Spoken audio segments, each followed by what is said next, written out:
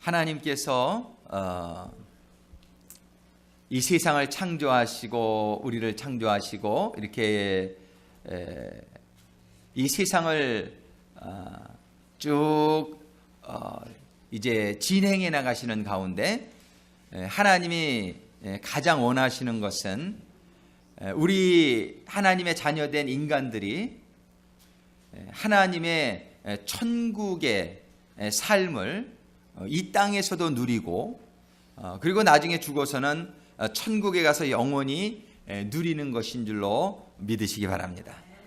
이것이 우리 모두에게 깨달아지는 가운데에 하나님은 이 목적을 위해서 모든 일을 진행하고 계시다. 하나님께서는 우리에게 당하는 많은 일들이 우리가 겪게 하시지만 하나님이 이러한 우리의 삶의 모든 여정을 통해서 이루고자 하시는 그 목적은 다시 한번 말씀드리지만 우리가 이 땅에서도 천국의 삶을 누리고 나중에는 영원한 천국에 가서 천국의 삶을 누리게 하고자 하는 것이 하나님의 뜻이라는 것입니다. 하나님이 이 뜻을 이루기 위해서 하나님이 이제 일을 진행하시고 계획하시고 진행하시고 그 가운데 역사하시는데 문제는 우리가 그 천국의 삶을 소유하기 위해서 우리들이 깨닫고 그 천국의 삶을 하나님이 다 주시기를 원하지만 다 받을 수 있는 것은 아닌 것이에요. 우리가 우리 자녀들을 다 사랑하고 자녀들이 다 잘 되기를 원하지만 자녀들이 다 잘 되지를 않아요. 열심히 일하고 성실하게 일하고 뭔가 성공할 수 있는 조건을 갖추고 살아가는 사람에게 성공이 임하는 것이지 그저 맘대로 살고 이렇게 방탕하게 살고 그런 원리 이런 진실대로 살지 않는 사람에게 성공이 임하지 않는단 말이에요. 요행이라는 게 없습니다. 하나님이 이 온 우주 만물을 창조하시고 모든 걸 주관하시기 때문에 이 세상에 요행이라는 말은 없어요. 우리는 하나님을 알아야 되고 근데 하나님이 이제 다 근데 축복을 주시기를 원하세요. 성경은 그걸 말씀하세요. 하나님은 단 한 사람도 멸망받기를 원치 않으신다 그랬어요. 근데 그 하나님이 주시는 축복을 받으려면은 축복을 받을 수 있는 자격이 있어야 돼요.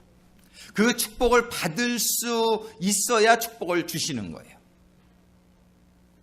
우리는 그 축복을 받는 그 자격을 하나님께서 우리에게 주시기 위해서 하나님께 축복을 받으려면은 하나님이 주시는 천국에 들어가려면은 우리가 해결되어야 될 문제가 뭐냐면 죄란 말이에요.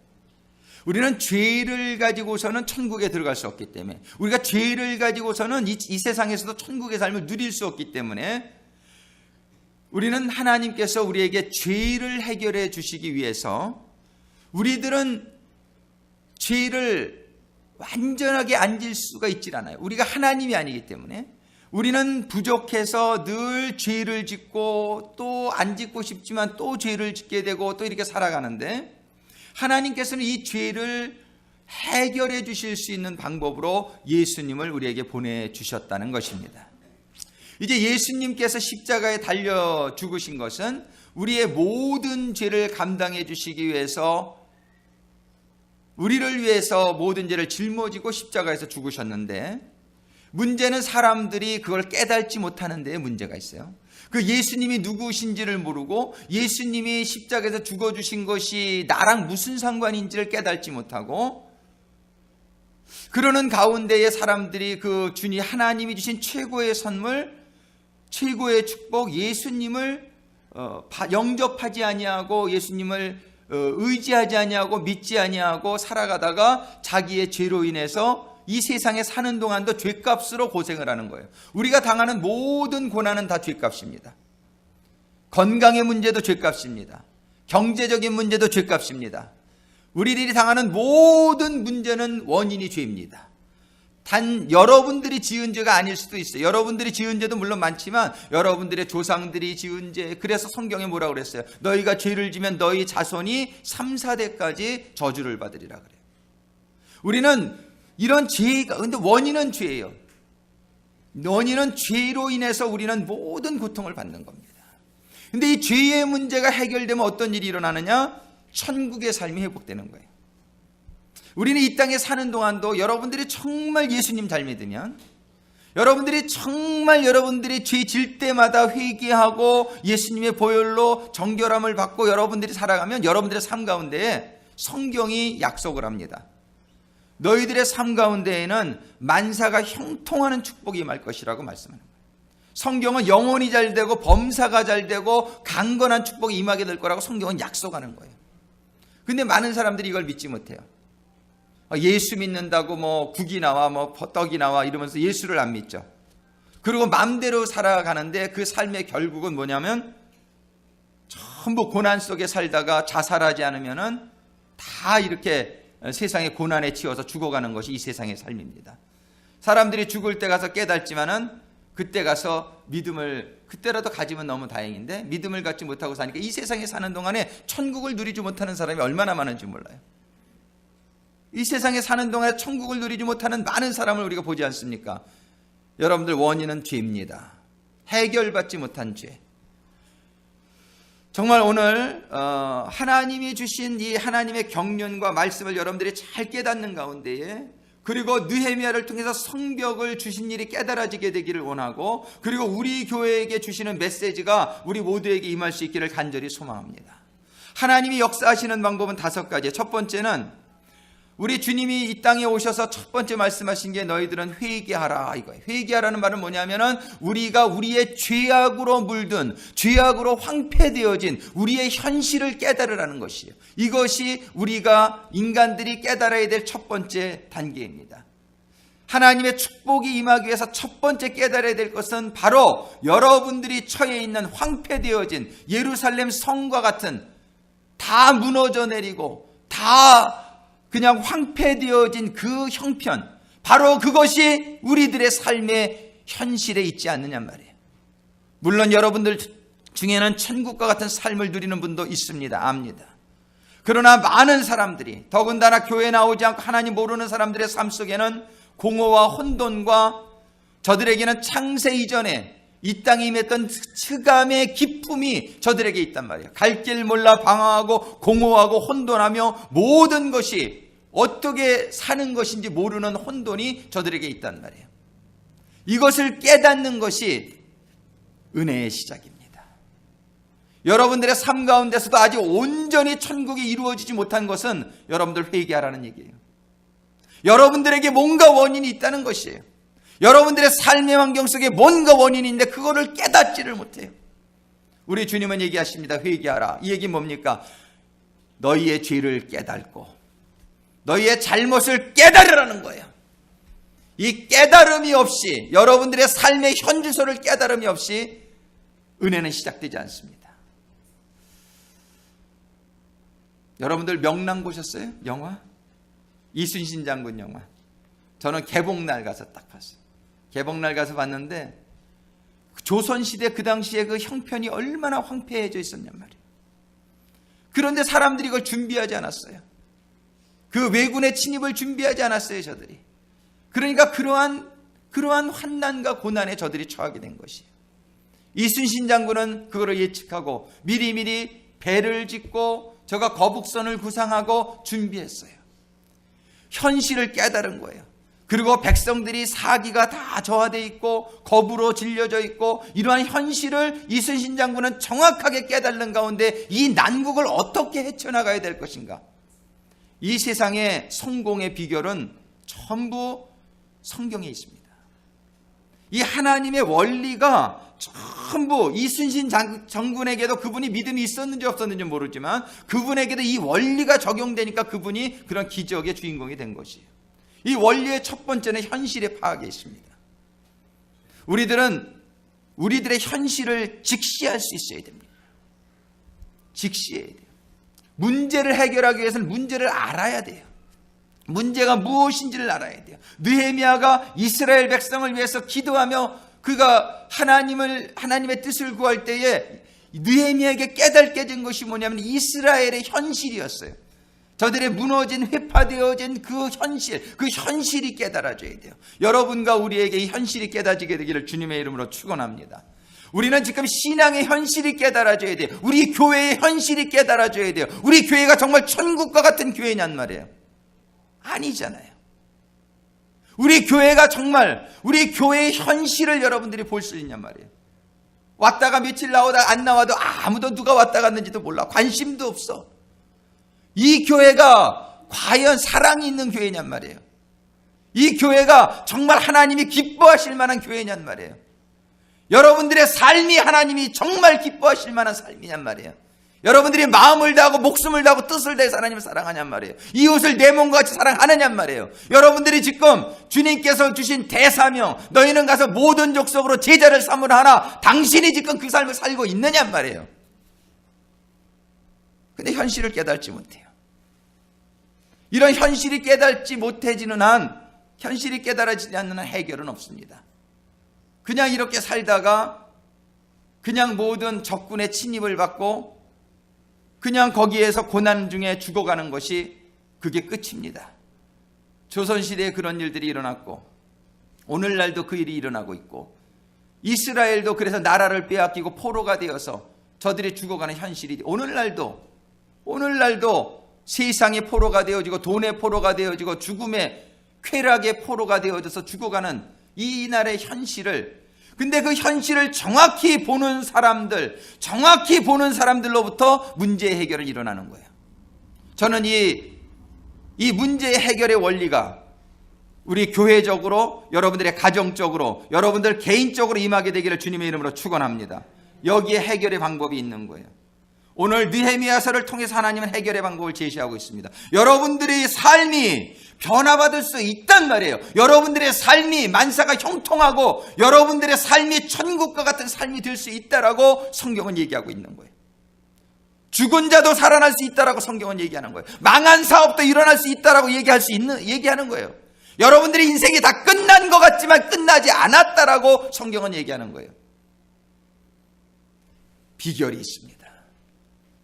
느헤미야가 그 비결을 깨닫고 저가 예루살렘 성벽을 재건하는 놀라운 기적을 일으켰고, 이순신 장군이 그 비결을 깨닫고 그가 그 대적을 12척의 배로 300척 이상의 배를 대파할 수 있었던 그 원인이 있단 말이에요. 성경은 이러한 얘기로 가득 차 있어요. 기드온이 300명의 경사를 가지고 13만 5천을 쳐부순 얘기가 있어요. 모세가 홍해 바다를 가르고 그 200만이 넘는 백성을 구출시킨 얘기가 있어요. 예수님의 수많은 병을 고치는 기적의 얘기가 가득 차 있어요. 예수님이 보리떡 5개와 물고기 2마리로 5,000명 이상을 먹인 얘기가 성경에 기록되어 있어요. 죽은 사람도 살아난 이야기가 성경에 너무나 많이 기록되어 있어요. 저는 이 역사가 우리 교회적으로 또 여러분들 한 사람 한 사람에게 임하게 되기를 주님의 이름으로 축원합니다. 성경에 비결이 있습니다. 현실 파악이 첫 번째입니다. 여러분들의 현실이 파악되어지기를 여러분들 위장하지 마세요. 행복한 척 여러분들 하지 마세요. 괜찮은 척 하지 마세요. 잘 나가는 척 하지 마세요. 여러분들 문제가 없는 척 하지 마세요. 문제 있잖아요. 해결되지 않는 문제들이 있잖아요. 그 문제들을 왜 커버를 하려고 그래요? 여러분들의 영혼의 문제를 정확히 보셔야 돼요. 여러분 온전치 않잖아요. 신앙생활 제대로 안 하고 있잖아요. 왜 그 문제를 커버하려고 그래요? 왜 예수님이 나를 따르라고 하신 예수님의 명령대로 살지 않으면서 왜 괜찮은 척 살아가요? 그렇게 살다가 영원히 죽는 거예요. 주님이 나를 따르라 했으면 주님을 따라야지 잘 신앙생활 하는 것이지. 문제를 봐야 됩니다. 여러분들의 영혼의 문제를 보게 되기를 원하고, 여러분들의 가정의 문제를 보게 되기를 원하고, 우리 교회의 문제를 볼 수 있어야 돼요. 그렇지 않으면 해결이 없어요. 고난의 연속이에요. 끊임이 없어요. 여러분들 삶에 천국은 임하지 않아요. 문제를 모르는데 어떻게 문제가 해결이 돼요? 두 번째는 문제를 깨달은 다음에는 뭡니까? 느헤미야는 금식하며 기도했어요. 여러분들이 문제를 깨달으면 문제의 심각성을 알아야 돼. 내가 이대로 살다가 죽는구나. 내가 이렇게 신앙생활해서는 안 되겠구나. 우리 교회가 이렇게 나가서는 망하겠구나. 망하는 교회가 얼마나 많아요. 망하는 주의 종들이 얼마나 많아요. 왜 그럽니까? 문제를 깨닫지 못하고 위장하고 살아서 그래요. 괜찮은 척, 속은 다 썩어 있는데 괜찮은 척, 자기는 거룩한 척, 이렇게 살다가 온갖 죄 속에 묶여가지고 죽어가는 거예요. 우리는 문제를 해결해야 되죠. 두 번째는, 여러분들이 문제를 깨닫게 된다면 두 번째는 여러분들이 금식하며 기도해야 돼요. 괜찮지 않잖아요. 해결돼야 되잖아요. 내 삶에 기쁨이 없으면 괜찮은 거 아니에요. 여러분들 삶에 천국의 소망으로 가득 차 있지 않고 예수님 같은 평안이 없으면 여러분들 괜찮은 거 아니에요. 이것이, 그걸 놓고 금식하며 기도를 하라고 얘기하잖아요. 지지난 주간에 금식하며 기도하는데 우리 청장년들 몇 명이 같이 금식해서 얼마나 감사했는지 몰라요. 여러분들에게 문제 해결이 시작된 줄로 믿으시기 바랍니다. 우리가 그 문제를 심각하게 생각해야 돼요. 여러분들에게 문제가 있는 거에 심각성을 가져야 돼요. 여러분들이 심각하게 해요.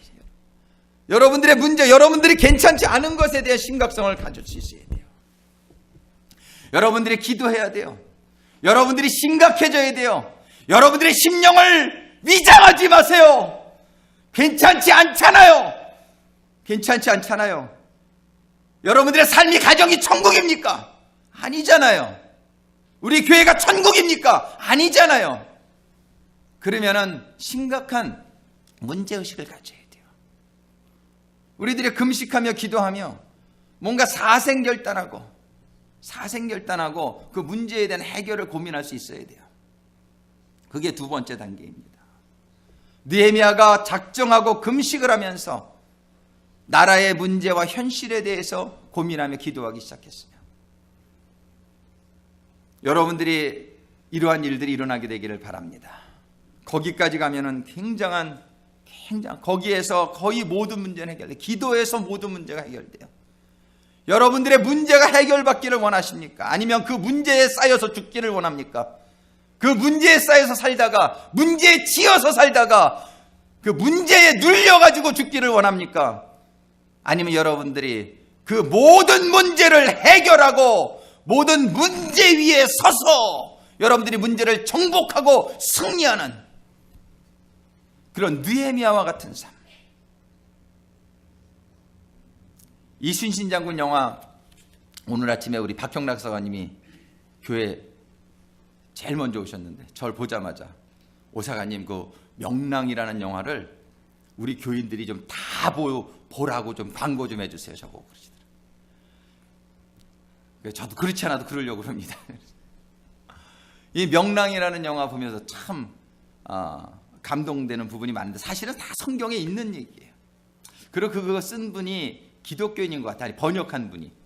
맨 나중에 그 아들이 이 전쟁에서 이긴 이유를 물어볼 때에 이순신 장군이 That was a grace of God. 영어로 번역을 그렇게 했어요. 한국말로는 천행이었다. 천행. 하늘이 우리를 도왔다. 천행이었다 그렇게 얘기를 해요. 근데 영어로는 그걸 Grace of God이라고 번역을 했더라고요. 너무 좋았어요.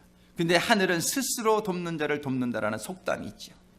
여러분들이 정말 변화받으려고, 뭔가 해결돼 보려고, 여러분들이 정말 성공해 보려고, 하나님의 그 말씀대로 내가 천국의 삶을 누려보려고 하는 소원이 여러분들에게 간절할 때 여러분들에게 하늘이 도울 줄로 믿으시기 바랍니다.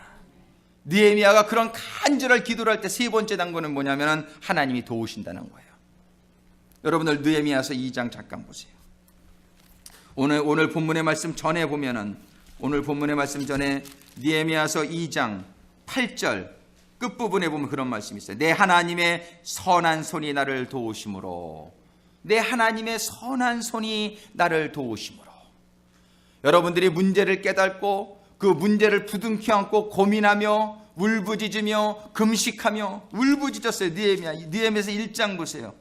1장의 4절 한번 같이 읽겠습니다. 1장 4절. 내가 이 말을 듣고 앉아서 울고 수일 동안 슬퍼하며 하늘의 하나님 앞에 금식하며 기도하며. 정말 여러분들의 문제를 여러분들이 깨닫게 되었을 때 내가 이렇게 살아서는 안 되겠어. 우리 자녀들이 이렇게 돼서는 안 되겠어. 우리 교회가 이렇게 나가서는 안 되겠어. 정말 우리 사업이 이렇게 나가서는 안 되겠어. 내가 이렇게 이런 인생을 살아서는 안 되겠어. 나도 뭔가 하고 싶어. 나도 행복하고 싶어. 나도 행복하고 싶어. 우리 가정도 행복한 가정이 되고 싶어. 여러분들에게 이런 소원이 있게 되기를 축원합니다. 여러분들 행복은 너무나 당연한 것 아닙니까? 하나님이 우리에게 행복을 주시려고 이 원리를 느헤미야를 통해서 가르쳐 주시는 거예요. 느헤미야가 이 문제를 먼저 깨달았을 때에, 두 번째로는 느헤미야가 그 문제를 놓고 슬피 울며 금식하며 하나님 앞에 기도하니, 저가 그 두 번째 단계예요. 자, 따라하겠습니다. 첫 번째 단계는 문제의 파악. 첫 번째 문제. 두 번째는 금식 기도. 제가 여기다 뭐라고 하냐면 금식 기도. 금식 기도하면서 슬피 울며 금식 기도하고, 세 번째가 뭐냐면 그러면은 하나님의, 따라하겠습니다. 하나님의 도우심. 하나님이 돕는단 말이에요. 하나님이 돕습니다. 느헤미야가 성을 지을 수 있는 아무것도 없었어요.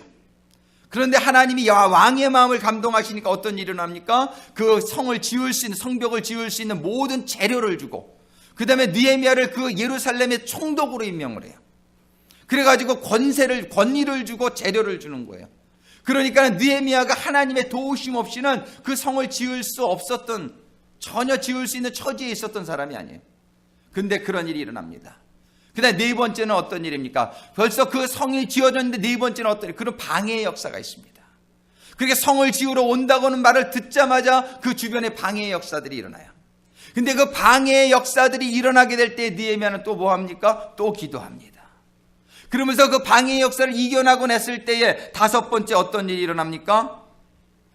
사람들이 방해를 이기게 되자 일치단결해요. 일치단결해 가지고서 느헤미야서 3장에서부터 보면은 제사장부터 시작해서 정치하는 사람, 장사꾼, 금장색, 모든 사람들이, 저들이 일치단결하여 성을 짓기 시작합니다. 일치단결하면 기적이 일어납니다. 일치단결하면 기적이 일어나요. 그런데 딱 한 부류가 빠져요. 그 부류가 느헤미야서 3장 5절에 보면은 그 귀족들은 구주의 역사에 담붙지 아니하여, 딱 한 부류가 빠져요. 그 자기가 귀족이라고 생각하는 사람들이었어요. 우리 교회에는 그런 사람들이 없게 되기를 간절히 소망합니다. 그 사람들은 하나님의 그 축복 속에 들어가지 못합니다. 나머지들은 일치단결. 어제 이순신 영화도 보니까 거기에 일치단결하지 않고 도망가다 죽은 사람이 몇 명 나와요. 그런 사람들이 꼭 있어요. 근데 우리 교회는 없게 되기를 소망합니다. 근데 이제 다섯 단계입니다. 지금 느헤미야서를 통해서도 볼 수 있고, 그것이 지금 우리 이순신 장군의 명랑영화에도 동일한 역사인데, 이것이 우리에게도 임하게 되기를 원하는데, 자, 다시 한번 우리 한번 따라하겠습니다. 문제 파악, 금식 기도, 하나님의 도우심, 방해의 역사의 극복, 네 번째는 일치 단결. 그러면 일이 일어납니다.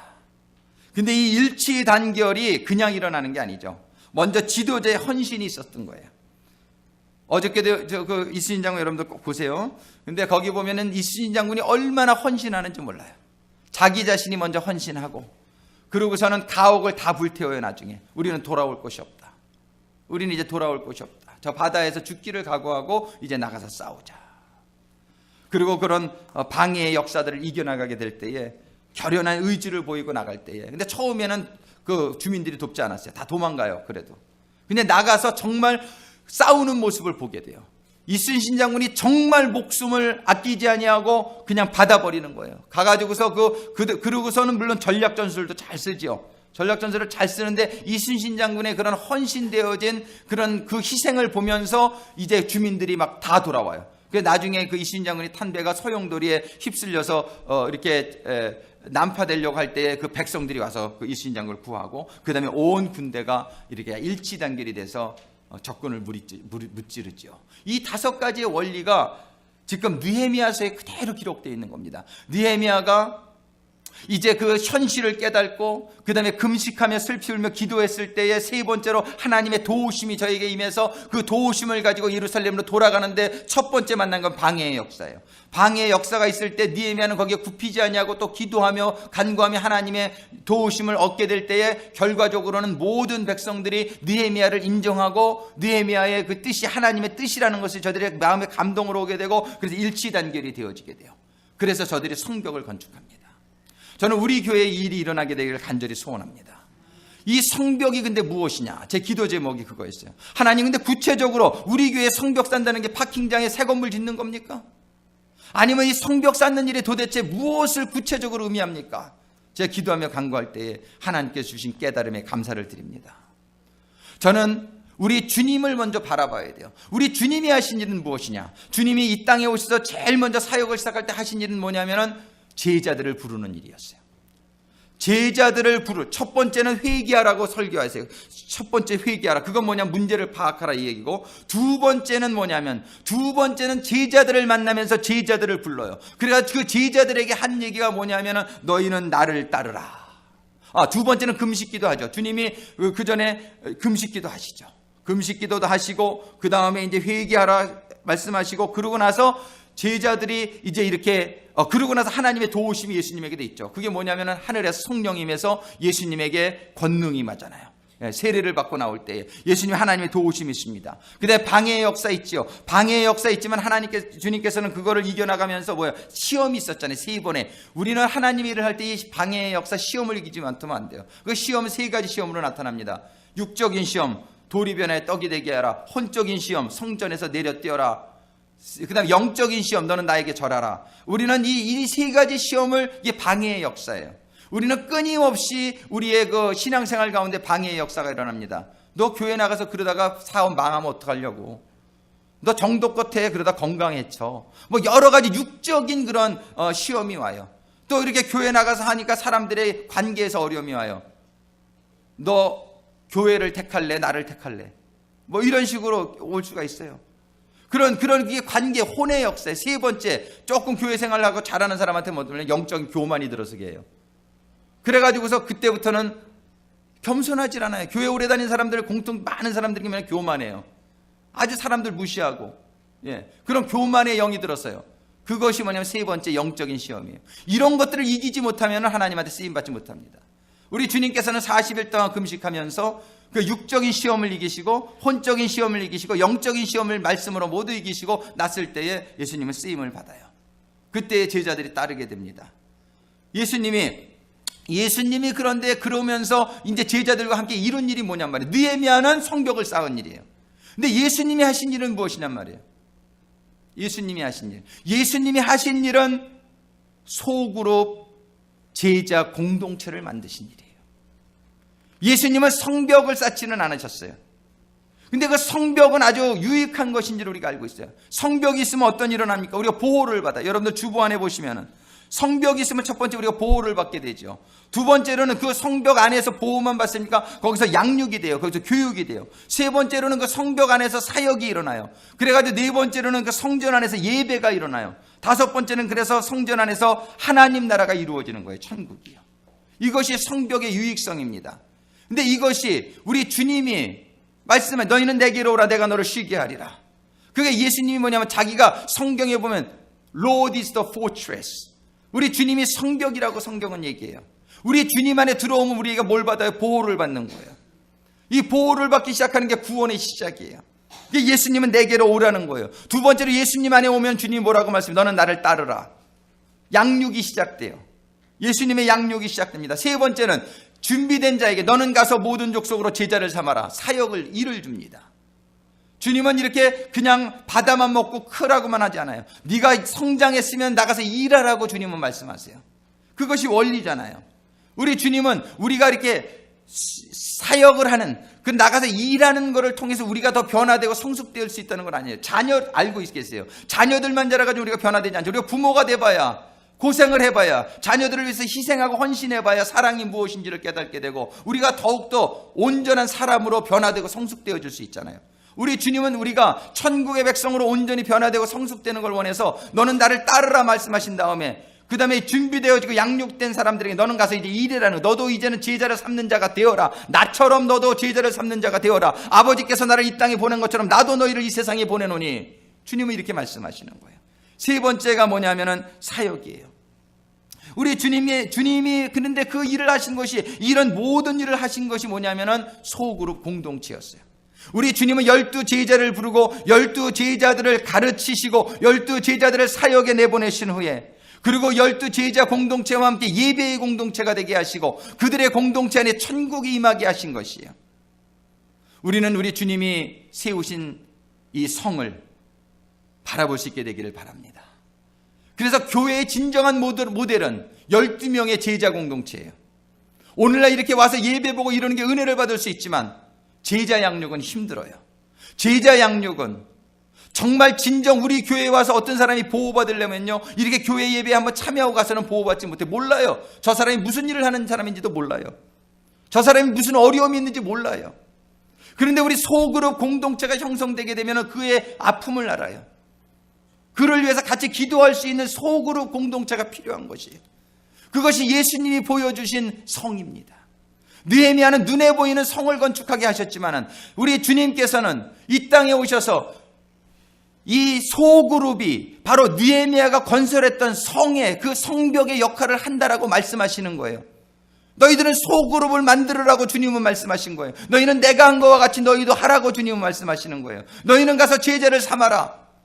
너희들은 가서 12명까지의 제자를 삼아서 그 제자들과 함께 그들을 보호받을 수 있게 하고 그들을 양육받을 수 있게 하고, 그리고 그들이 사역할 수 있도록 하고, 그래서 그들과 함께 예배의 공동체를 구성하고, 그리고 그들과 함께 천국을 만들어라.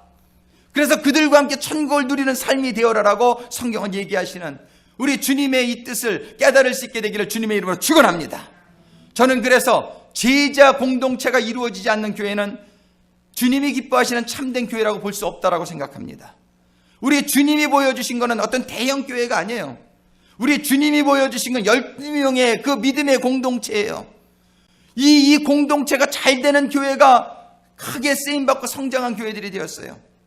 한국의 사랑의 교회가 옥하는 목사님이 그 제자 공동체 사역에 헌신하였을 때 그 교회가 이렇게 단단한 교회가 되었어요. 우리 온누리 교회가 그 순이라고 하는 그 공동체가 아주 활발하게 잘 되고 있어요.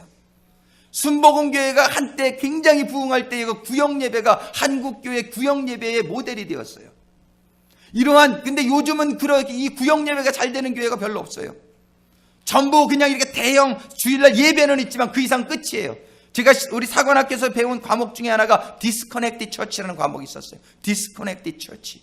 오늘날 교회는 디스커넥이 돼 있어요. 공동체가 이루어지지 않아요. 주일날 예배 와서 한번 예배 보고 하이하고 가면 끝이에요. 교회가 더 이상 제자 양육 공동체가 되지 못하고 있어요. 이런 교회는 성경적인 교회가 아니에요. 이런 교회는 팬을 많이 길러요. 팔로워가 아니라. 예수님을 사랑한다고 말해요. 예수님을 좋아해요. 그러나 예수님을 따라가는 사람은 안 돼요.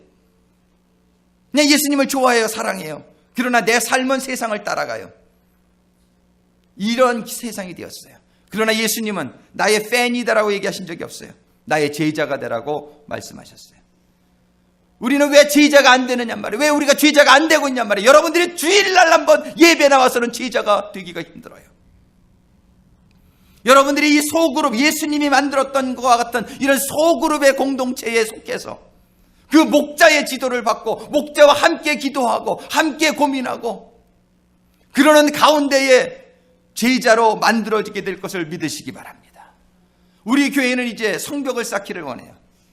그러나 그 성벽은 눈에 보이는 느헤미야가 쌓은 성벽과 같은 그런 성벽이 아니라 예수님이 쌓은 소그룹 공동체의 성벽을 쌓게 되는 교회가 되기를 간절히 소망합니다. 예수님이 보여주신 모델, 예수님이 쌓았던 성벽, 우리는 그 성벽을 쌓는 교회가 되기를 간절히 소망합니다. 우리가 그 성벽을 쌓게 될 때 여러분들은 그 공동체 안에서 보호받게 될 것입니다. 여러분들은 그 공동체 안에서 양육받게 될 것입니다. 여러분들은 그 공동체 안에서 여러분들이 사역을 감당하며 제자 삼으라는 주님의 명령에 순종하는 삶이 이루어지게 될 것입니다. 여러분들은 그 공동체를 통해서 예배자로 세워지게 될 것이요, 여러분들은 그 공동체를 통해서 천국의 삶을 누리는 성도가 될 수 있을 것입니다. 우리 교회에 일이 일어나기를 간절히 소망합니다. 저희 정교님들과 목자님들이 준비하고 있습니다. 이번 주 다음 주 우리가 예비 모임을 갖고 9월 달부터 공동체 모임이 시작됩니다. 이번에 공동체를 지역별로 구성했어요. 이것이 성경적이라는 걸 깨달았어요. 우리 성전을 건축하는 느헤미야서 3장에 보면은 40개의 조로 나눠서 그 부분을 다 지역적으로 나눠줍니다. 우리 교회도 이제 지난번에 그 공동체에 구성했던 방법을 달리해서 이제 지역으로 우리 선셋 1, 2가 생기게 됩니다.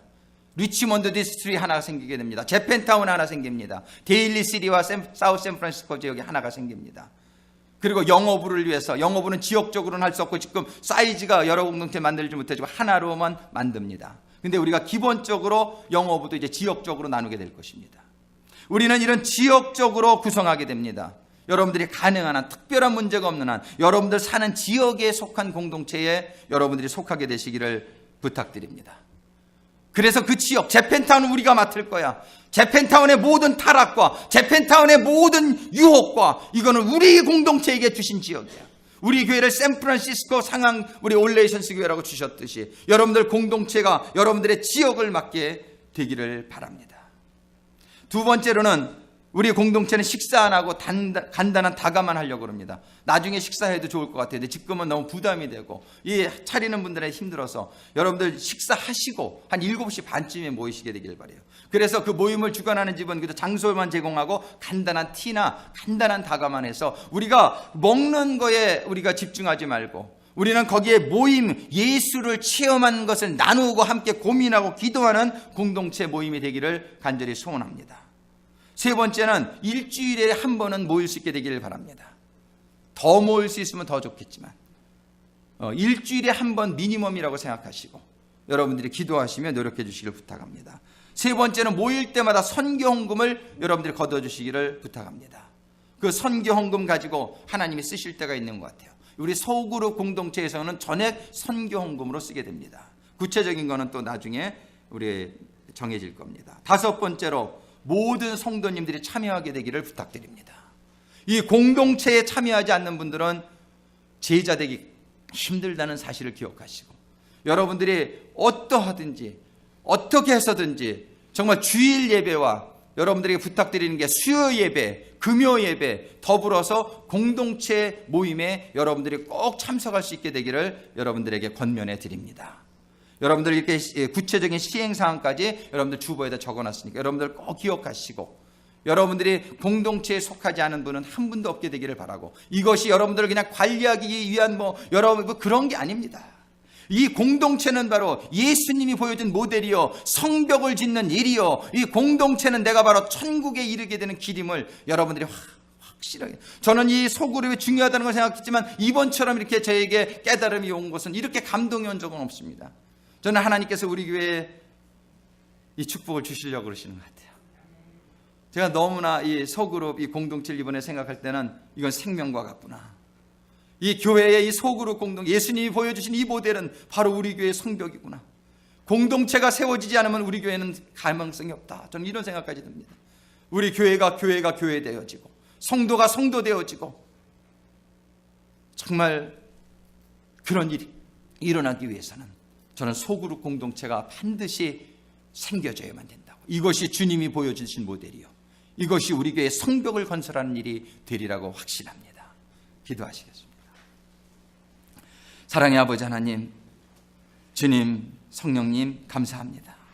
저희 교회를 사랑하시는 가운데 느헤미야를 통해서 예루살렘의 성벽이 건축되어져서 이스라엘 백성들이 그 안에서 보호를 받게 되고 양육을 받게 되고 사역을 감당하게 되고 예배의 공동체가 형성되게 하시고 천국이 이루어지게 해주셨던 것처럼 우리에게도 우리 구세군 상황 올레이션스 교회를 아버지 하나님께서 사랑하시는 가운데에 우리 교회의 성벽, 우리 주님이 보여주신 성벽의 모델, 이 가족 공동체를 통해서 아버지 하나님 우리 교회를 축복해 주실 줄로 믿고 감사를 드립니다.